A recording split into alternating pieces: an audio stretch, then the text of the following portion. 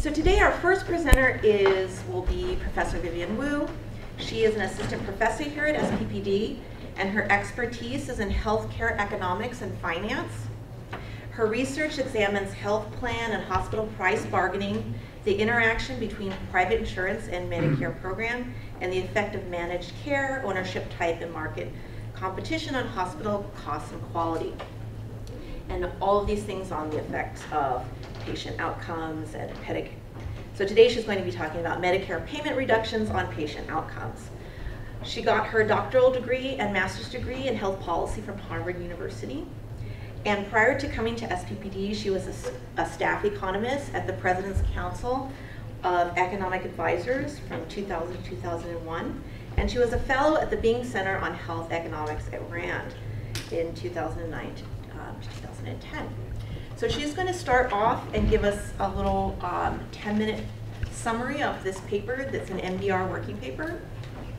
And then we're going to hear comments from Najira Sood, who is a professor at the School of Pharmacy. From the professor from the you pronounce it better. He's a professor from the School of Pharmacy and works at the Schaefer Center as well, doing research on healthcare costs, global health, health insurance markets and benefits, and Medicare and aging, among other things. So we're very excited to hear from them. He will give comments, and then Professor Wu will respond, and then we'll open it up for Q&A. Thank you.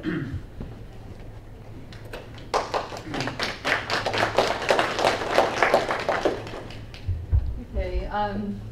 Thanks first, for the opportunity to be presenting at the SPPD seminar. And this is presenting a joint work between myself and Professor Shen at MPS.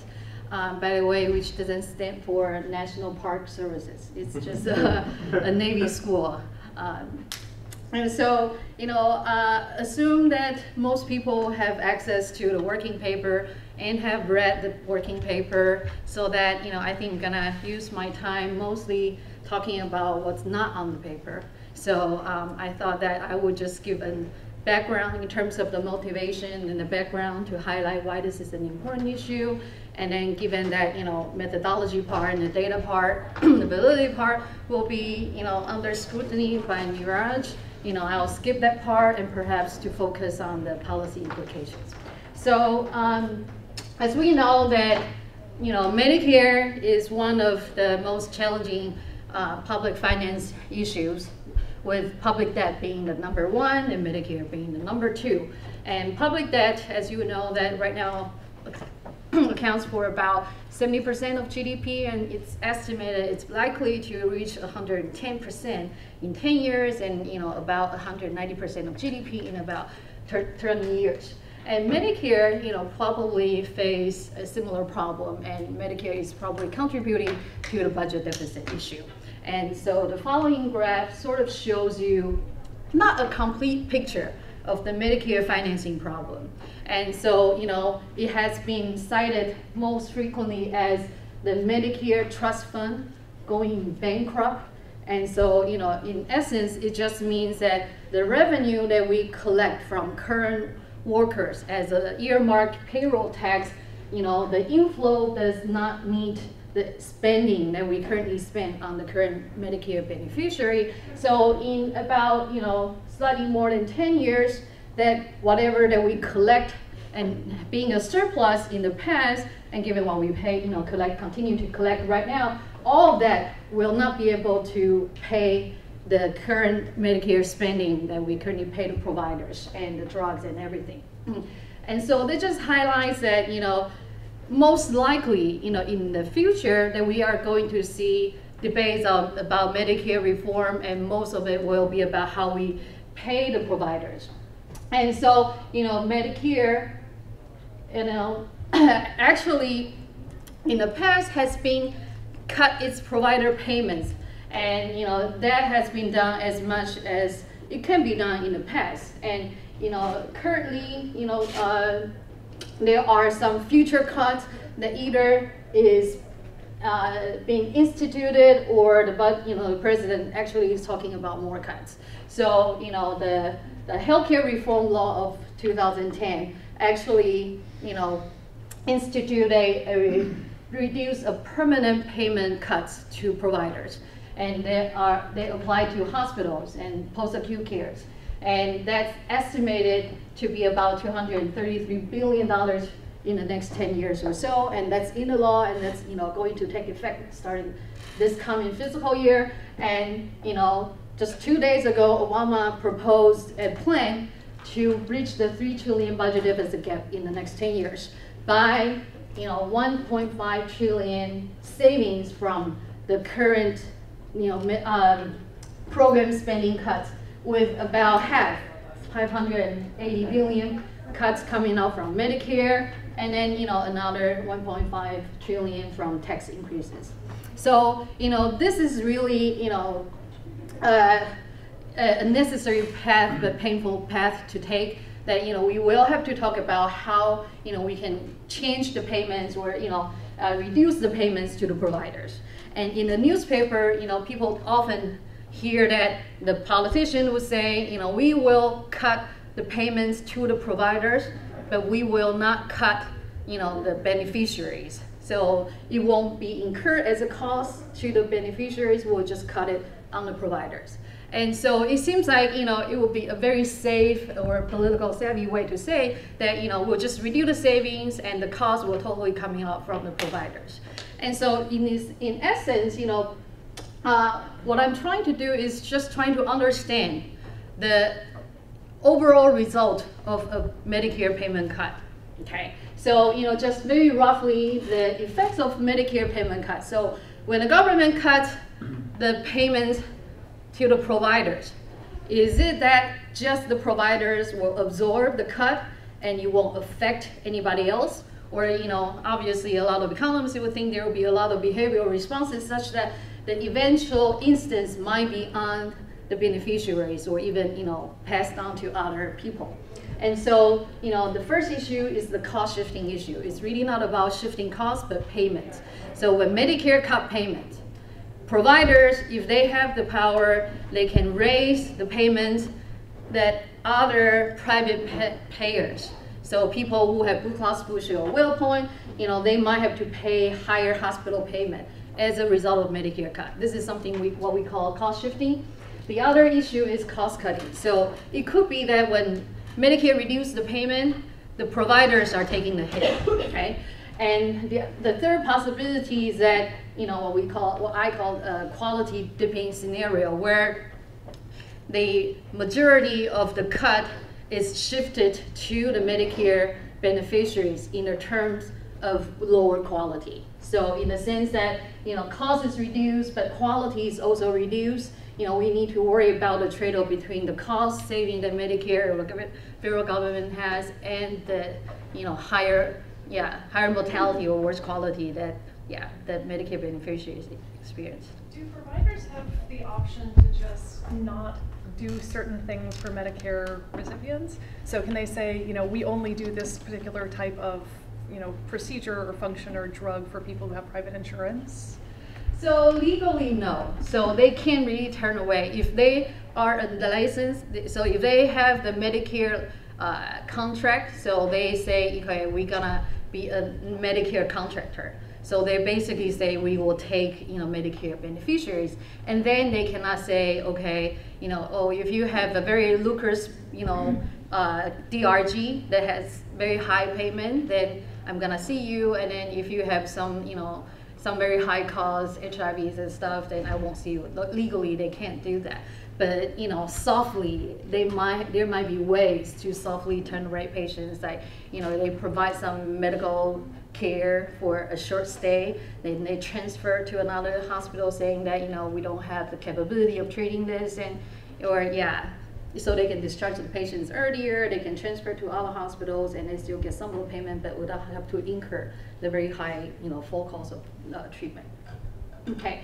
So, empirical evidence seems to have suggested in the past, all the way up till the most recent payment cut BPA that I examined. So for all the payment cuts, that had experience in the 80s and throughout the 90s, the empirical evidence seems to suggest that there might be some cost shifting. So when Medicare cuts the payment, yes, some of the cost is compensated by private plan paying higher payment. Although the degree of that cost shifting is, still very controversial. People don't agree on that. But in the past, at least in the 80s, there seems to be more cost shifting than in the 90s. Okay, in terms of cost cutting, there's a lot of evidence that with Medicare payment cut, hospitals are doing all sort of things trying to reduce their operating costs by cutting, the services that they provided. So before they have nurses checking on the patient, maybe 5 times a day. Now they have the nurses check up the patient 3 times a day, or intensity care in days in ICU strength. Length of stay reduced, and staffings and hospital costs. For a lot of the measures, they all have reduced. But the critical question is whether we see those cost reduction approaches really lead to worse quality. And this is where the differences in the empirical evidence has not been able to settle. So in the past, although there's been a lot of changes in the operation and the care provided to the patients, but there does not have any short-term impact on patients' mortality. And using the 80s, they also did not, some study look at the long-term, so they look at up to 1 year or a year and a half after they discharge from hospitals. The past experience has not led to any worse quality on those long-term mortality, or over more extended period of time, 5 or 7 years after the payment cut.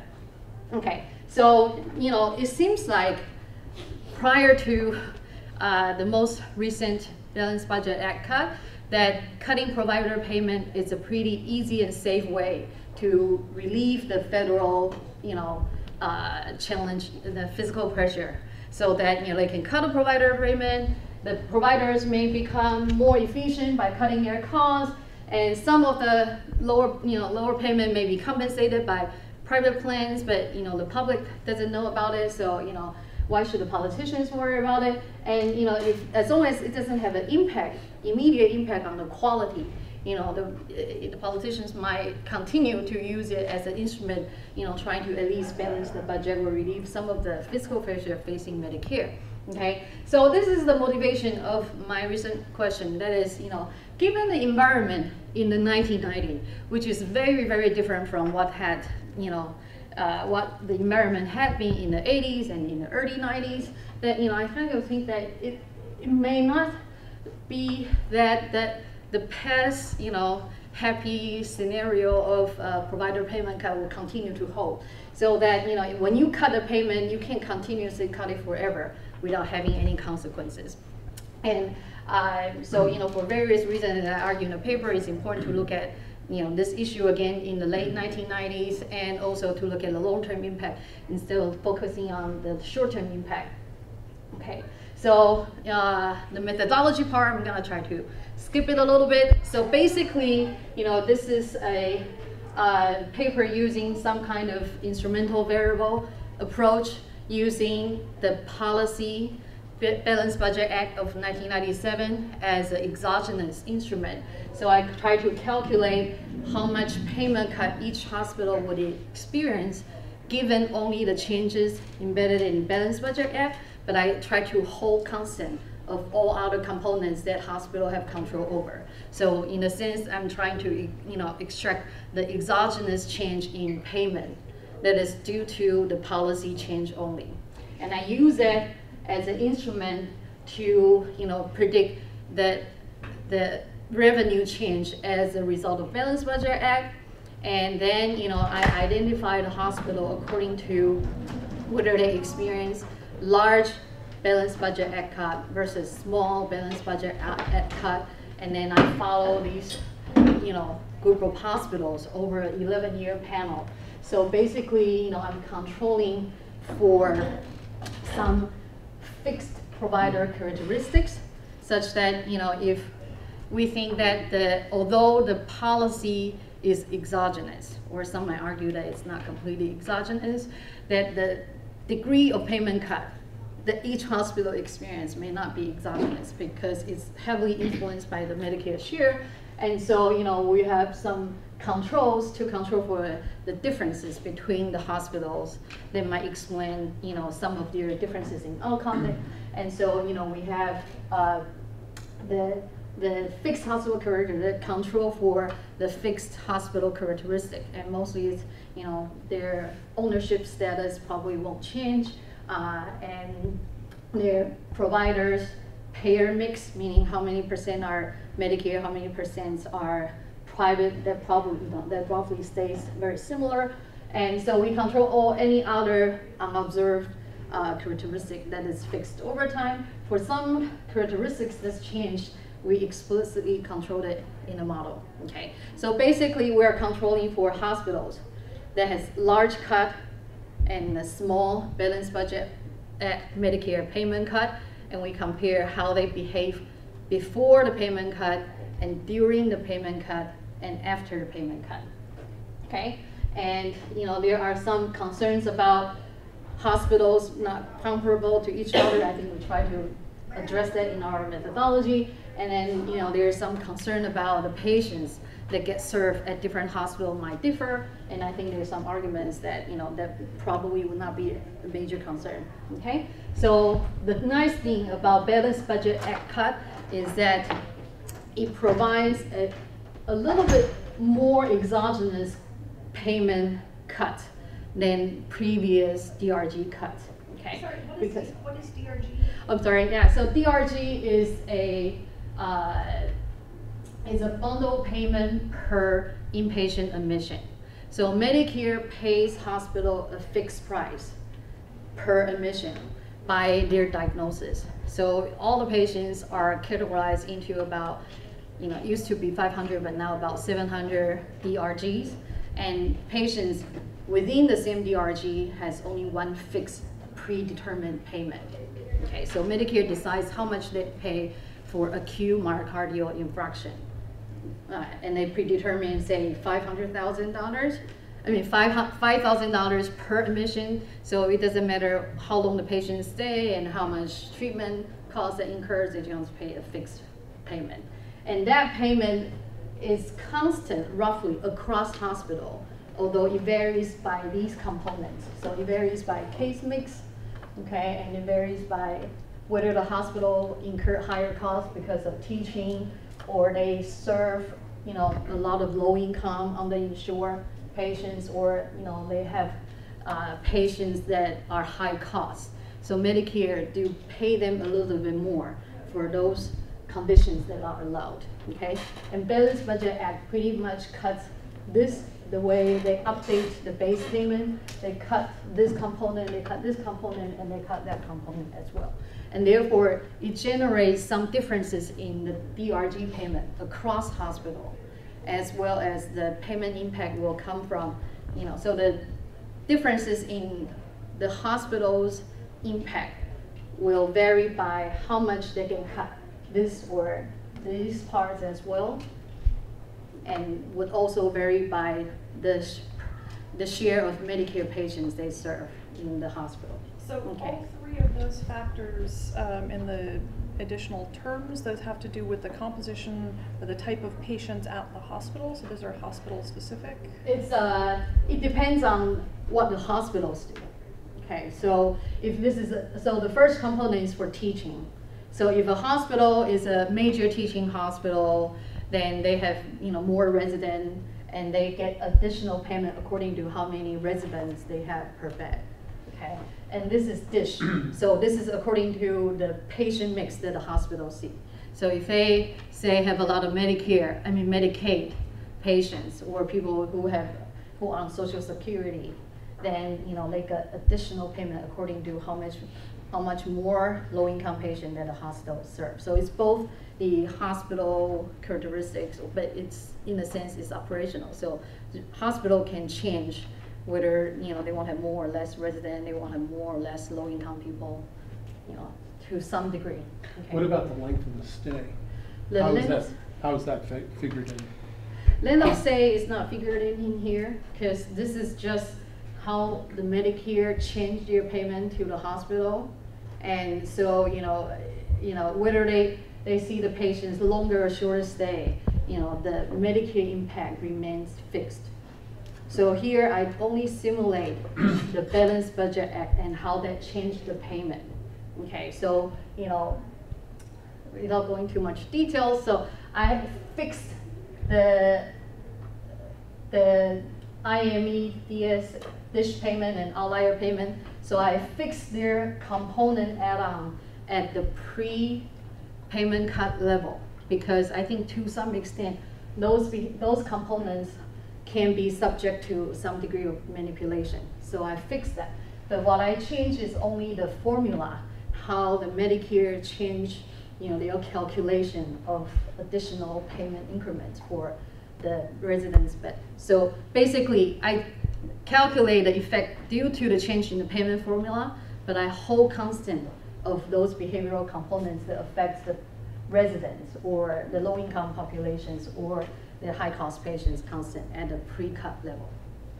Okay. Are there geographic variations in costs or in Medicare reimbursement rates? So you'd imagine, for instance, in urban areas that wage rates for everybody at a very are higher. high level. Yeah. Okay. So yeah, they vary by the wage index. So but roughly in the same county or in the same MSA, hospitals all have very similar payment.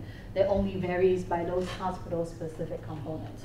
Yeah, but geographic variation is really huge, and I think there's a bigger difference between urban and rural hospital. And in my study, I only look at the urban hospitals, just because rural hospital face a whole set of different environments and issues. So I leave it as a separate analysis. Okay, so basically what I calculate is that originally without any policy change, the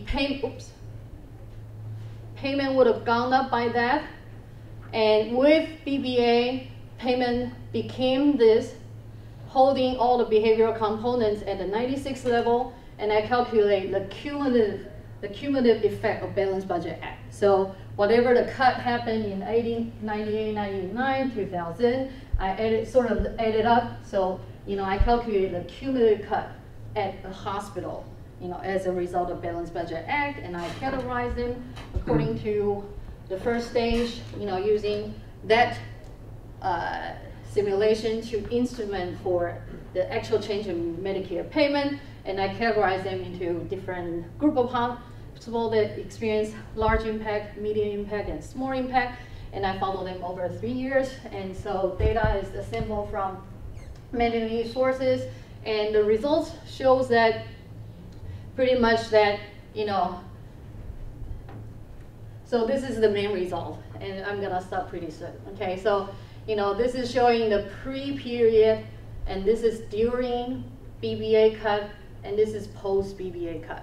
Okay, and pretty much all of them shows that the trends in the pre-periods might be similar here, but might differ in the direction that's completely reversed in the during and post period.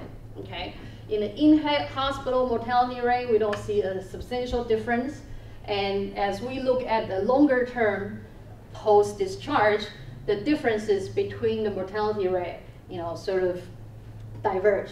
Okay, so this is showing that hospital that face large Balanced Budget Act cut, this is their mortality rate.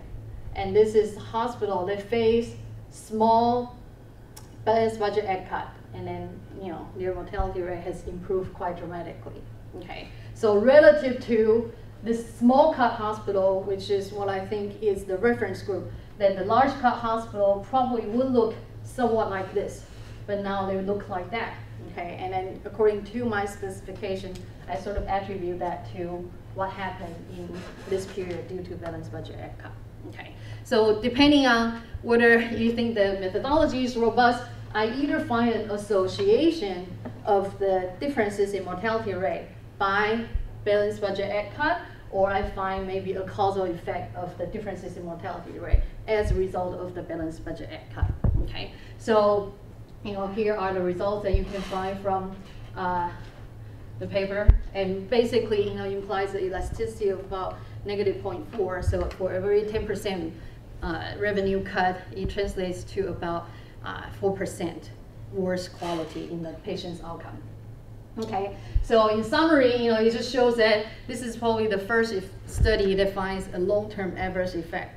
And like I said, in the previous study, they either find a short-term adverse effect or they don't find any long-term effect at all. And this is the first study that I find evidence of that. And one reason that why some prior study didn't find adverse effect is because they look at the short term, and it may take several years for the effect to become measurable, as a change in outcome is a change of a result of some resource reallocation and change in the operation. So the eventual effect might take several years to come out. And and from the various outcomes that I look at, it seems to show a resource constraint story, that the worst outcome is partly explained by having less RNs and less operating costs and slightly shorter length of stay, and that they all can contribute to somewhat that the hospital's in-hospital treatment to be different. Okay, and the implication is that some people sort of believe that if we if we move away from cost-based reimbursement, which is fee-for-service, move into a more bundle payment, prospective payment system, then all the problems are solved, and we'll be really happy and not to worry about very much. And I think this study is trying to show that payment method is probably very important, but payment level is also very important. Okay, so moving into an administered pricing system such as DRG that pays a fixed payment in advance, that can have a lot of advantage in terms of giving more incentive for efficiencies and so on and so forth. But if you set the payment level too high, then you sort of compromise the incentive for efficiency. And Medicare in the 1990s do appear to set the prices too high. Okay, and now in the 2000s, because of those budget pressures and all other situations, Medicare now tend to set the price probably too low, lower than at least the cost growth that we have experienced in recent years. And so continue across the board payment cut, especially applied to the prospective payment system, can have some unintended consequences. Okay, and one unintended consequences is what I found there's a widening gap between hospitals that experience large cut and that experience small cut. And I think we can have a conversation as to what are the possible explanations that that explain the widening gap between quality. Okay, in quality between hospitals. Okay, and I'm gonna skip my last slides. Hi, so I'm Neeraj. I'm at the Schaefer Center for Health Economics and Policy, and I'm still fiddling with this microphone. Maybe I can just keep it in my pocket. So I'm going to discuss Vivian's paper. I really enjoyed reading the paper, and I think Vivian has, so my first thing is why should we read this paper? And I think it's an important and policy relevant paper. And again, the background is Medicare is going to go bankrupt in 2025. And people are trying to figure out, people like Medicare, they want to save Medicare without killing patients. And one easy way to do that is if you are going bankrupt, you just slash payments. And if you slash payments, you're going to save money. There's just that's a mechanical accounting effect. So that's one, relatively blunt tool for saving Medicare. And the question is that will this blunt tool also kill people? And that's why I think this paper is interesting, because it's trying to answer this policy relevant question. So and what theory, that's one way to cut the cost of Medicare, right? Kill Yeah. off the patients faster. Yeah. No, so that's another behavioral, not only are you paying doctors less, but you're killing people and they won't consume more medical care. So what Vivian finds is that payment reductions do indeed kill people, that there is a pretty sizable impact on mortality. And therefore, one of the lessons from this is that, cutting payment rates, even though it's simple and straightforward to do, might not be socially optimal because you're killing people. And we might need to think about other more sophisticated ways of trying to save Medicare. And we've been alluded to some of those ways, that those might be just not only slashing payments, but completely rethinking the way we pay doctors and hospitals and other providers. Or not even focusing on payment, but focusing on the delivery of care. Then how do we make these providers more efficient and enable them to save money? And maybe then, if you reduce payments to them, they won't feel that bad and they won't start killing people. So I think the overall lesson from this paper is that the easy, simple solution is going to kill people, and we really need to invest more in Schaefer Center and other research endeavors to think about new ways of paying doctors and new ways of organizing healthcare. And I think overall the empirical strategy seems plausible, because so the basic idea is what Vivian and her co-authors are doing is they're trying to classify hospitals just based on the policy change into hospitals that would face a large cut in payment versus hospitals that would face a small cut in payments. So they're looking at a typical hospital saying, suppose this hospital got exactly the same patients, and did exactly the same thing. So in terms of length of stay, intensity of care, etc., did exactly the same thing to these patients, what would be the payment cut? So in 1996, these hospitals were getting $5,000, and based on the formula now in 2000, they're just going to get $3,000. And so she's doing this for all the different hospitals and then classifying them into large cuts and small cuts. So the identifying assumption is that these hospitals should look the same or should have same trends in mortality or outcomes before the payment cuts. And that's what you kind of see, that if you see, except for the 7-day mortality where there's a difference in trends, for 30-day, 90-day, and in-hospital mortality, the time trends are similar prior to the cuts, and then the time trends start diverging. And she attributes this divergence in time trends to the policy change that happened during this interval. So I think, I think this makes sense, but since I was supposed to discuss, I have some suggestions for trying to improve the paper. So one is that, one of the ways Vivian and our co-author is simulating this large versus small cuts is by exploiting the Medicare share of the hospital in 1996. So the idea is, if a hospital has a large Medicare share, suppose has 90% Medicare share, it's going to be more affected by the payment cut. But she's using the share in 1996, and maybe so a lot of these policy changes are anticipated. So there's a lot of discussion going on, and the smart hospitals might be anticipating payment cuts and already changing their Medicare share. So in that sense, 96 Medicare share might be endogenous. And you might want to just say that, look, I used the 1990 Medicare share when no one anticipated this policy, and I get the same result. The other is that even though these, and again, this is like a nitpicky economist thing, that even though these time trends look similar, since that is the main identifying assumption, it's just good to formally test it and then show that prior to the implementation of BBA, the time trends and mortality or whatever other outcomes you're interested in were similar. The other thing is that just like you had this graph where you showed what was happening to mortality over time, and the paper is about looking at the relationship between payment and mortality, it's important to show what was happening to payment over time. That is payment following the same path or not?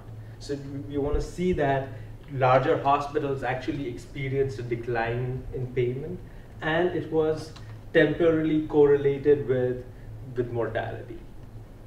And I think in some sense, I feel like that's when I'll come to this point slightly later. And then the other thing is, you classify hospitals into these 3 categories, like average, whatever high, medium, and low payment cuts. And I think it'll be good to kind of, those categories to me kind of seemed arbitrary. It would be good to kind of discuss why did you think these were the right categories, or show that your results are, robust to alternate definitions. Why don't you just use a continuous measure of payment? Why this high, low, medium? I can understand high, low, medium for graphical analysis because it's just easier to show stuff. But I think it'll be just good to convince people that this is not just happening in the tails, it's happening everywhere in the distribution, or maybe there's something interesting there, that maybe a small payment cut doesn't do anything, but there is some non-linear effect there, and you could kind of explore that in greater detail. And I think something else which would convince a lot of people that these effects are causal is if you can show heterogeneous effects which are in accordance with theory. So for example, you might say that hospitals which were already going to become bankrupt, and now you hit them with a payment cut, that's where you'll see a big mortality effect. So that's where, and let's test it with the data. Do we see that resource-constrained hospitals, or hospitals which didn't have big operating margins, did they behave differently than hospitals which were rich, and maybe they could absorb this payment cut? Or maybe there's a difference. How you would implement that? So what kind of information do you have on the budget constraints that hospitals face, or their resources? Well, I have roughly very gross margins. So, but that's a margin of total inpatient and outpatient. So, it's hard, but there are ways to sort of proxy that. And I think in another related paper, I sort of look at the Medicare versus private revenue, and show, like, in a sense, sort of show the generosity in private versus Medicare payment, and that is probably related with the total resources they have. Yeah. The other thing I thought was you could look at how these results differ based on the degree of competition.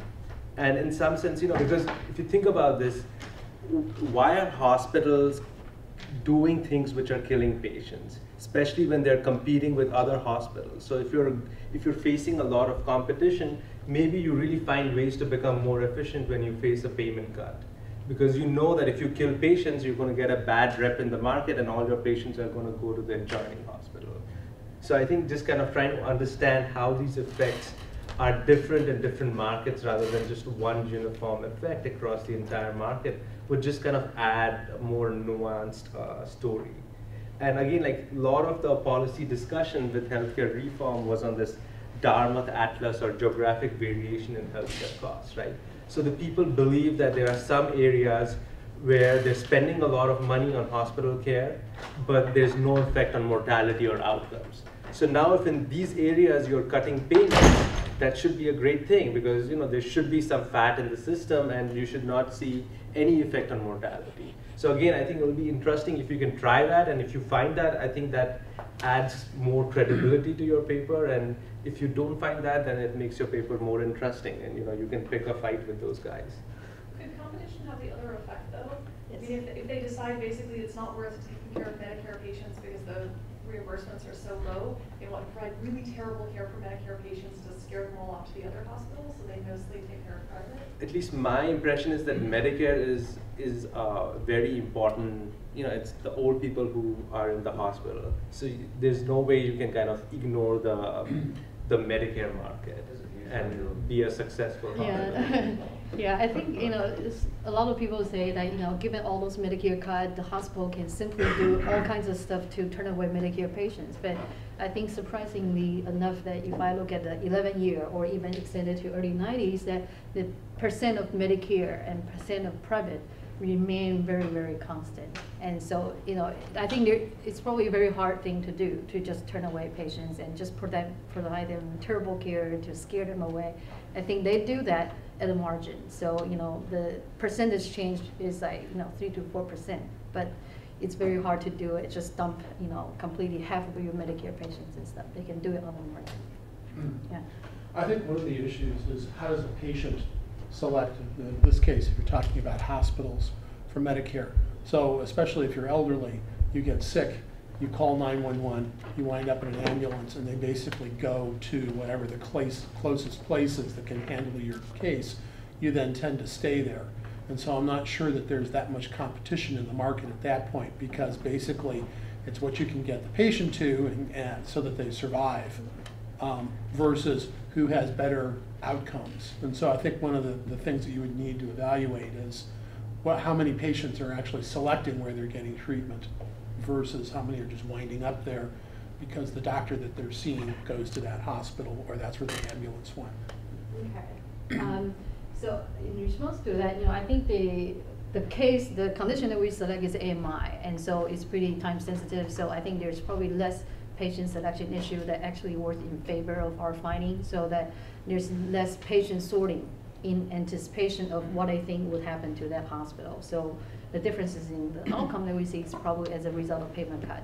But I think what could happen is from the physician side. So if the hospitals are more resource constrained, over time they may be less able to contract with very best physicians who would then operate and see patients in that hospital. So over time, the difference in quality probably operates through what the hospital does, what a physician, or who the physician they contract with, and less so of patients selecting. Yeah.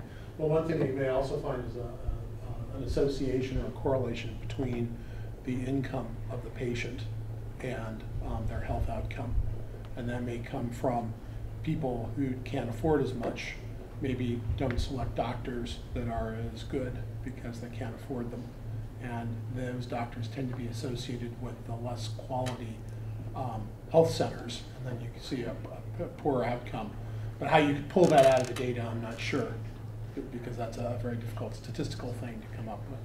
Right, I think that would be interesting to look at, and I don't know, like if I have perfect data on the physician side, I will be able to tease it out. Okay, so moving on. So I thought these were kind of things which you can easily address in a couple of months and try to make the paper better. And then there were a couple of things which I wasn't, which kind of gave me some pause about kind of interpreting your findings. So the first was that I was kind of surprised to see that when I looked at these graphs, you're basically seeing no effect on short-term mortality for AMI patients, and you're seeing larger effects for 90-day mortality. And I would have kind of expected the opposite, that there are changes in nursing care in the hospital. So these patients are somehow not dying in the hospital or not dying 7 days after the hospitalization, but somehow are dying 90 days after the hospital. So, and I'm not like a cardiovascular surgeon or a cardiologist, but to me, at least intuitively, that didn't make sense, that I would have at least a priori expected to see bigger effects in the shorter term, which kind of dissipate as we look at patients over the long run, right? Because we know in some sense over the long run, everyone's dead, so the mortality rates are going to converge. But I would have expected kind of, the opposite pattern of your results. And the other kind of cause for concern was that the payment change happened between 97 and 2000, and you really start seeing the mortality effects in 2003 or 2004, or maybe even in 2005, like with this big decline from 2004 to 2005. So again, like what's going on? Like, a payment change happened from 97 to 2000. Why do we see a big mortality effect in 2005? And, is this really because of the payment change, or is it because of something else? I don't know what that something else is. Or, there might be other things which were going on that might explain this, or at least at a minimum, I think you need like a more fuller, bigger discussion about what were the kind of things that changed that can affect mortality 5 years after a payment's cut, or what were the things that change that don't affect mortality of a patient when the patient is actually in the hospital or 7 days after a hospitalization, but affects mortality 90 days after. Like what is going on? And there might be plausible reasons. Like for example, if you show that hospitals which face these payment cuts did not invest in state-of-the-art surgical facilities, and that you need a state-of-the-art surgical facility to do a good bypass surgery or whatever it is. So there might be reasons, but I think you need to kind of hone in on those and show those reasons to make these results more believable. That these are stemming from big changes in capital investments, which might have which take some time to play out, and therefore we see these much delayed effects. Did the BDA cut just hospital reimbursements, or did it cut Medicare reimbursements for other kinds of outpatient services? I'm coming to that. Okay. So that's my last point, that the BBA led to several changes in Medicare payment. And what the paper focuses is on the DRG payment, or payment cuts to in-hospital acute admissions. But I have a couple of papers looking at how changes in, so what the BBA did is also change the way they paid home health agencies. And BBA also changed the way they paid inpatient rehabilitation facilities. And this is care you get after you get out of a hospital. So what the BBA did was it reduced marginal reimbursement for home health agencies and reduced marginal reimbursement for inpatient rehab facilities. And in my research, what I find is I don't look at AMI patients, but I look at joint replacement, stroke, and hip fracture patients. And in my research, what I find is just the opposite. What I find is that these payment cuts or changes led to huge declines in costs of care, but no effect on mortality. So, there is kind of, and there are differences in what we are doing or what our focus is, but it just gives me some caution that we reach different conclusions, because I'm using probably like more detailed data at the patient level, you're using more detail, higher aggregated data at the hospital level, we're analyzing different clinical conditions. So maybe like one of the things is that these results don't generalize to other conditions, or they don't generalize to other payment cuts.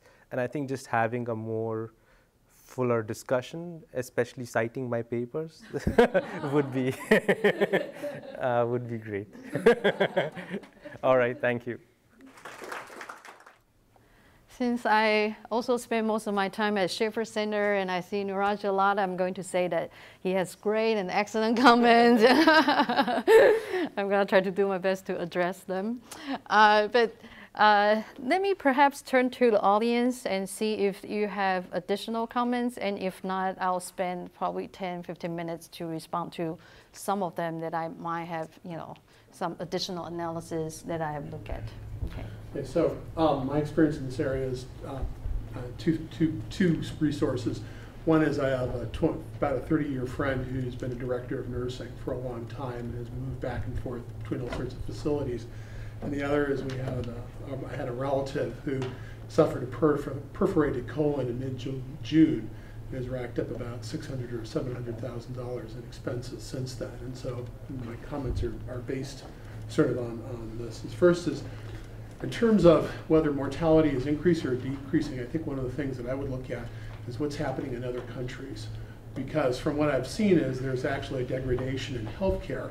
And so if in other countries mortality is actually decreasing because every year there's better and better medical techniques, and it's more or less flat in the United States, that would tell you that despite increasing medical technology, they're not doing any better. And so what's actually is the difference is being made up in the decreasing quality of, say, maybe nursing care or other procedures that are left out, even though the technology should be improving or reducing the mortality. So that would be one thing to look at.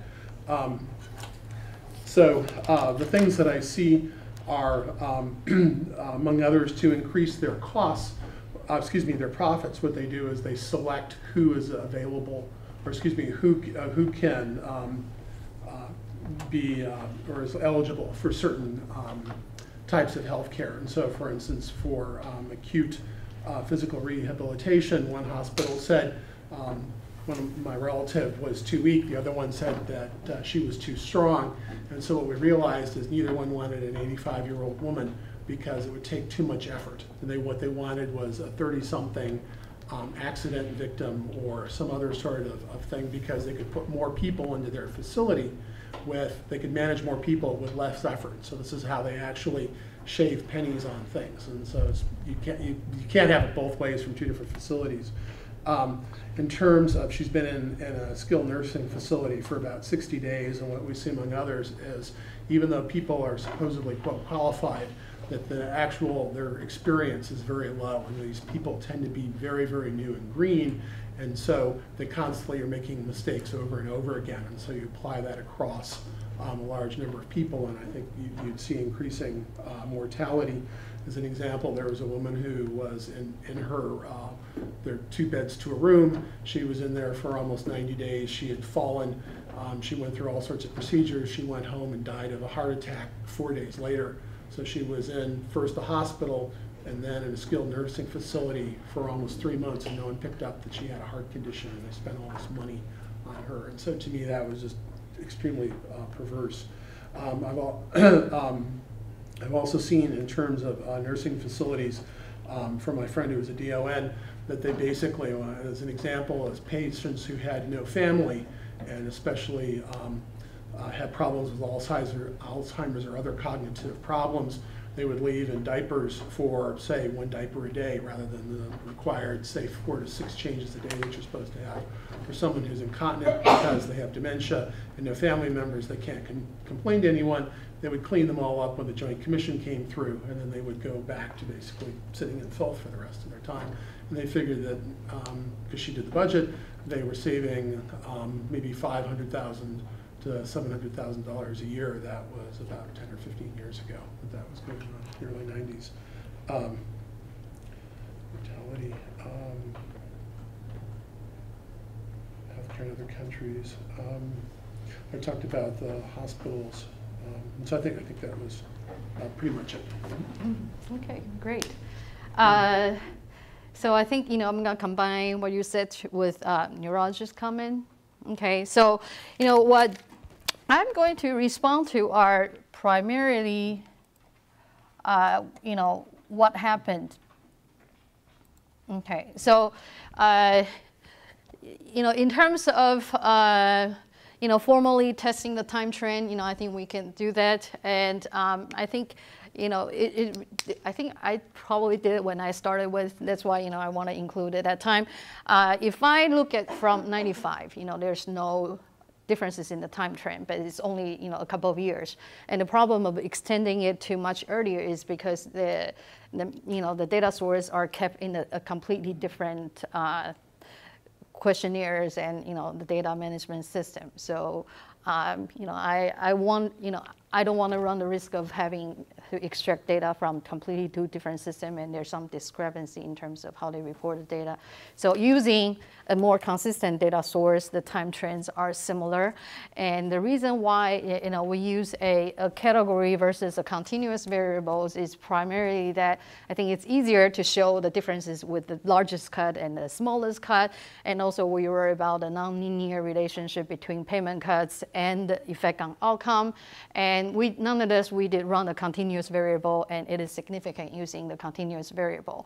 And the main reason why we don't want to use the continuous variable is that we don't really fully capture, although I tried my best to simulate the degree of payment cut, but I wasn't able to simulate all parts. So I was able to simulate the degree of payment cut with more precision in some components, but in some components I can only proxy the degree of cut would be correlated with, say, the size of outlier payment in 96, so on and so forth. So, the reason why I don't want to use continuous is that, I don't want to put too much emphasis on the implied size effect, given that my size estimate of the policy cut is not very precise, okay?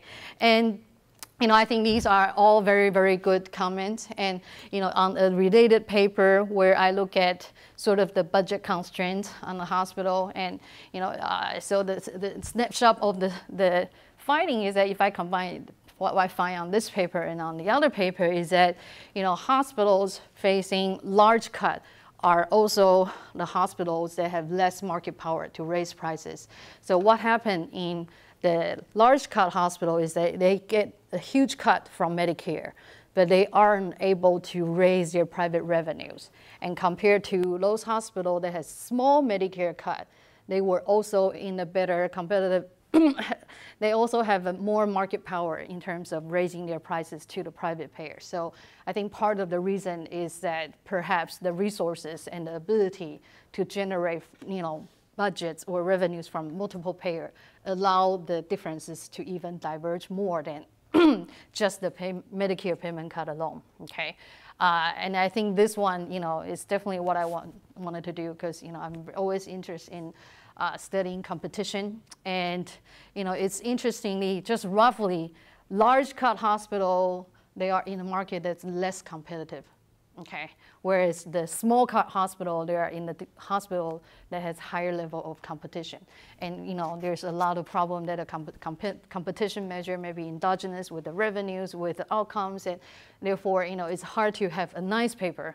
But I think roughly it sort of shows that the small cut hospitals, although they're in a more competitive market, but if they have large market share, they can raise private revenues, and they have more resources, and perhaps as a result of competition, they are more, they have incentive to provide a higher quality of care. Okay, and again, it really depends on whether you think the hospital sets two levels of quality for private patients versus Medicare, or they set one level of quality.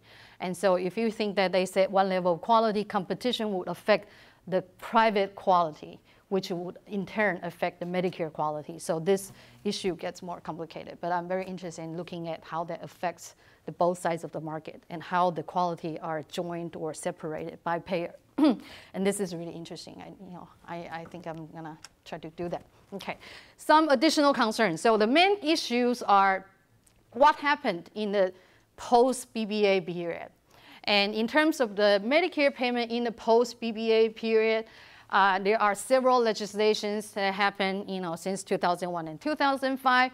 And fortunately, I didn't do this by design, but fortunately, all those legislations aimed at relieving BBA impact.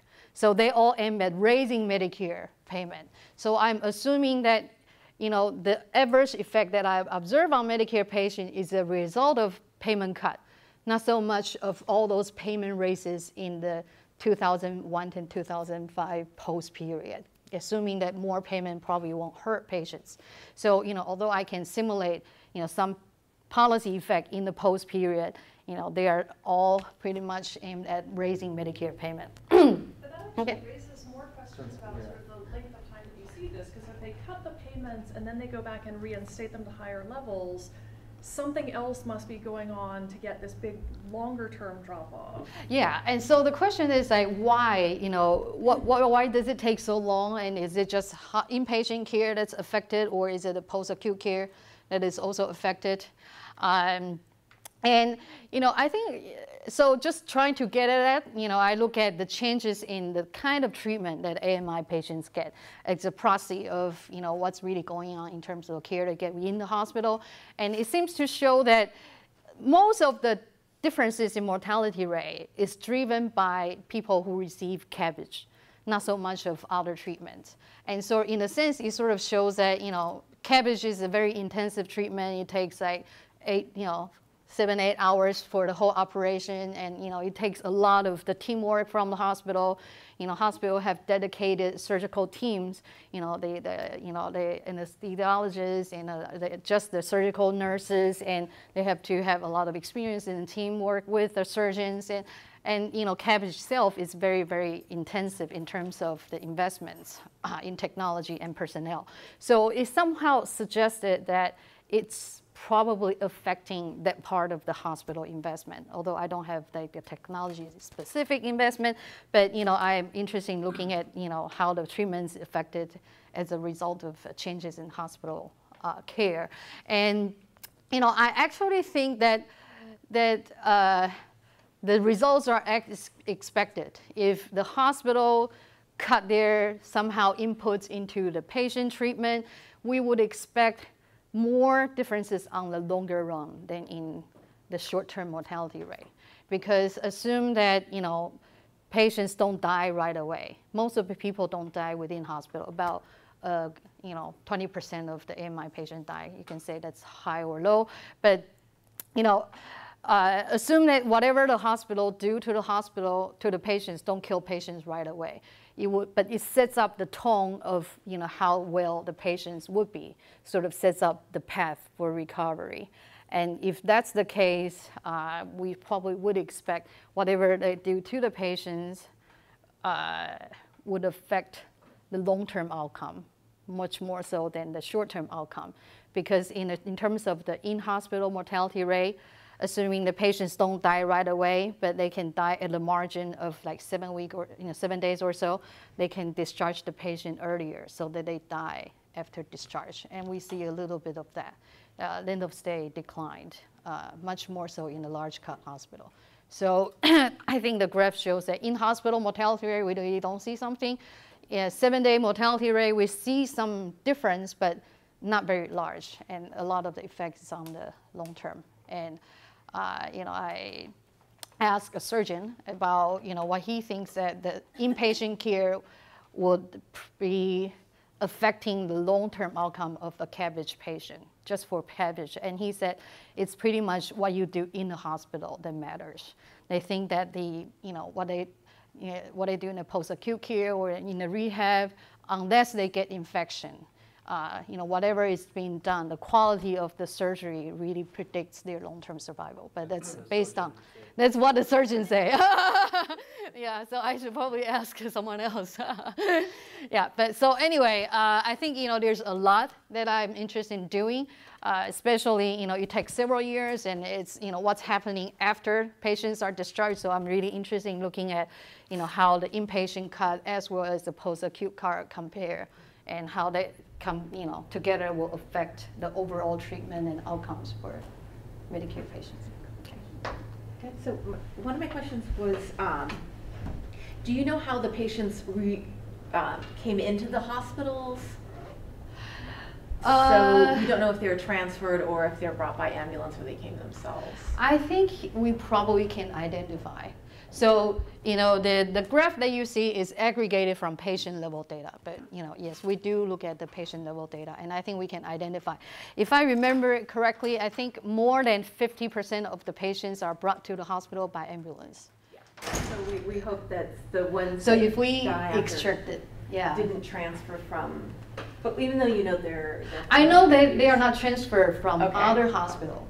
But if we look at their transfer destination, I didn't mention it, but the large cut hospital, they transfer a lot of patients out after the cut as well. So we see that this is analysis only look at new patients, but they tend to transfer patients out. So lower length of stay, and like you said, they might be doing something just to transfer some costly patients out. Yeah.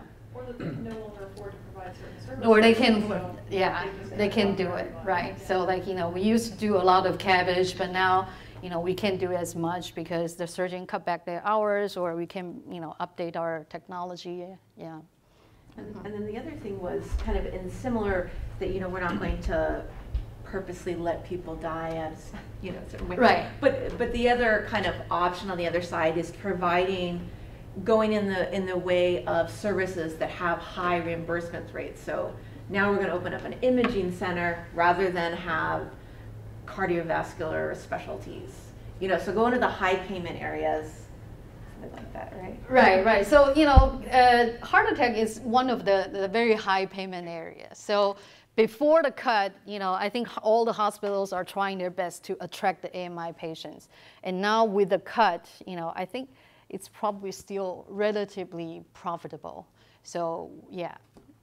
So this is probably still the area that they are not trying to cut their patients, yeah.